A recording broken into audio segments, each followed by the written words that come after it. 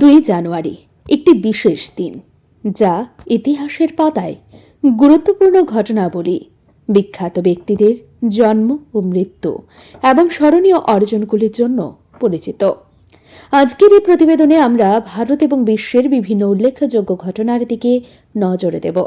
ভারতের প্রেক্ষাপটে 1920 আজকের দিনে ভারতের স্বাধীনতা আন্দোলনের অগ্রগামী নেতা মহাত্মা গান্ধী নাগরিক অসহযোগ আন্দোলনের সূচনা করেন। 1954 ভারত ও শ্রীলঙ্কার মধ্যে কৌশলগত এবং অর্থনৈতিক সম্পর্ক মজবুত করার লক্ষ্যে একটি গুরুত্বপূর্ণ চুক্তি স্বাক্ষরিত হয়। 2001 সাল ভারতীয় বিজ্ঞানী এবং সাবেক রাষ্ট্রপতি এপিজে আব্দুল কালাম ভারতের মিসাইল ম্যান উপাধি পান তার অবদানের জন্য। বিশ্বের প্রেক্ষাপটে 1905 খ্রিস্টাব্দে রুশ জাপান যুদ্ধের পর পোর্টসমাউথ চুক্তি স্বাক্ষরিত হয়, যা এশিয়ার ভূ রাজনৈতিক মানচিত্রে নতুন দিগন্ত খুলে দেয়।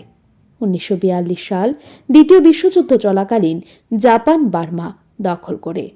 1971 সংযুক্ত আরব আমিরাত জাতিসংঘের সদস্য পদ লাভ করে।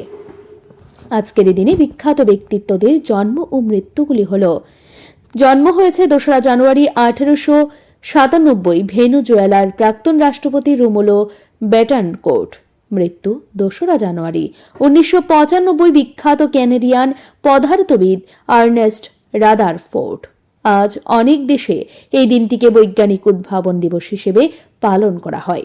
2 জানুয়ারি শুধুমাত্র অতীতের ঘটনার স্মরণ নয়, বরং ভবিষ্যতের দিকে এগিয়ে যাওয়ার এক অনুপ্রেরণার দিন।